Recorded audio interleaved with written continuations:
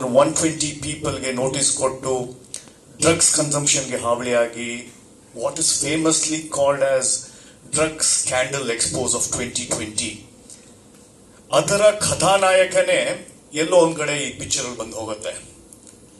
ನನಗೆ ಅರುಣ್ ಅವ್ರು ಬಂದು ಈ ಪಿಕ್ಚರ್ ಹೇಳಿದಾಗ ನಾನು ಆಸ್ ಅ ಸೋಷಿಯಲ್ ಆಕ್ಟಿವಿಸ್ಟ್ ಏನ್ ಮಾಡಿದ್ನೋ ಅದರ ತದ್ವಿರೋಧವಾಗಿ ಒಂದು ಪಿಕ್ಚರ್ ಇತ್ತು. ಯಾಕೆಂದ್ರೆ ನಾನು ಹೇಳೋದು ವೇದಾಂತ ಮನೆಯಲ್ಲಿ ರಾಕ್ಷಸರನ್ನು ಸಾಕಿದ್ದೆ, ನನ್ನ ಮಗಳೇ ನನ್ನ ಹಾದಿ ತಪ್ಪು ಹೋಗಿರ್ತಾಳೆ, ಅದರದ್ದೇ ಕಥಾನಾಯಕ. ಈ ಸ್ಟೋರಿ ಡ್ರಗ್ ಸ್ಕ್ಯಾಂಡಲ್ ಅಲ್ಲಿ ಬಂದು ಹೋಗಿರ್ತಕ್ಕಂಥ ಸ್ಟೋರಿ ನಮಗೆ ಅನುಭವ ಆಗಿದೆ. ಅನೇಕ ನಟರು ನಟಿಯರು ಹೇಗೆ ಒಂದು ಡ್ರಗ್ ಸ್ಕ್ಯಾಂಡಲ್ಗೆ ಸಿಗಾಕೊಂಡು ಡ್ರಗ್ಗಿನ ಮೋಜಿನ ಬಲೆಗೆ ಸಿಗಾಕೊಂಡು ಕೊನೆಗೆ ನೇಣಿಗೂ ಶರಣಾಗಿದ್ದಾರೆ. ಅದರ ಒಂದು ಕಥಾನಾಯಕ, ಅದರ ಒಂದು ಎಲೆಯನ್ನ ನನಗೆ ಅರುಣ್ ಎಕ್ಸ್ಪ್ಲೇನ್ ಮಾಡಿದಾಗ will it not damage my image ಅಂತ ಹೇಳಿದಾಗ ಅವರ ಕೊಟ್ಟ ಎಕ್ಸ್ಪ್ಲನೇಷನ್ ಅವರು ನನಗೆ ಸಮಜಾಯಿಸಿ ಕೊಟ್ಟಿದ್ದೆ. ಇವತ್ತು ನಾನು ಈ ಚಿತ್ರದಲ್ಲಿ ಒಬ್ಬ ಪೋಷಕ ನಟನಾಗಿ ಅನ್ಸ್ಕೊಂಡಿದ್ದೇನೆ.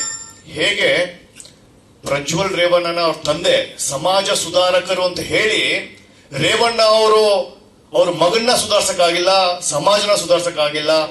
ಆ ತರದ ಪರಿಸ್ಥಿತಿ ನೈಜ ಕಥೆಗಳನ್ನ ಇವತ್ತು ನಮ್ಮ ಸಮಾಜ ಎದುರಿಸ್ತಾ ಇರ್ಬೇಕಾದ್ರೆ ಅದನ್ನೇ ಅರುಣ್ ಅಮುಕ್ತ ಅವರು ಜನರಿಗೆ, ಈಗಿನ ಆಧುನಿಕ ತಂದೆ ತಾಯಿಯಂದರಿಗೆ, 2000ದಿಂದ ಮುಂದೆ ಹುಟ್ಟಿರ್ತಕ್ಕಂಥ ಮಕ್ಕಳಿಗೆ ಹೇಗೆ ತಂದೆ ತಾಯಿಯಂದರು ಡಿಜಿಟಲ್ ಆಗಿ ಬಿಟ್ಬಿಟ್ಟಿದ್ದಾರೆ, ನಮ್ಮ ಪೋಷಕರು ಹೇಗೆ ನಮ್ಮನ್ನ ಕಂಟ್ರೋಲ್ ಮಾಡ್ತಾ ಇದ್ರು, ಹೇಗೆ ನಮಗೆ all the values of life ಕೊಡ್ತಾ ಇದ್ರು, ಅದನ್ನೆಲ್ಲ ಬಿಟ್ಟು ಈಗಿನ ಯಂಗ್ ಜನರೇಷನ್ ಹೇಗೆ ಒಂದು ಮೊಬೈಲ್ ಕ್ರಾಂತಿಗೆ ಬಲಿ ಆಗ್ತಾ ಇದ್ದಾರೆ ಅನ್ನೋದೇ ಈ ಸ್ಟೋರಿಯ ಉದ್ದೇಶ ಆಗಿರುತ್ತೆ. Extremely good.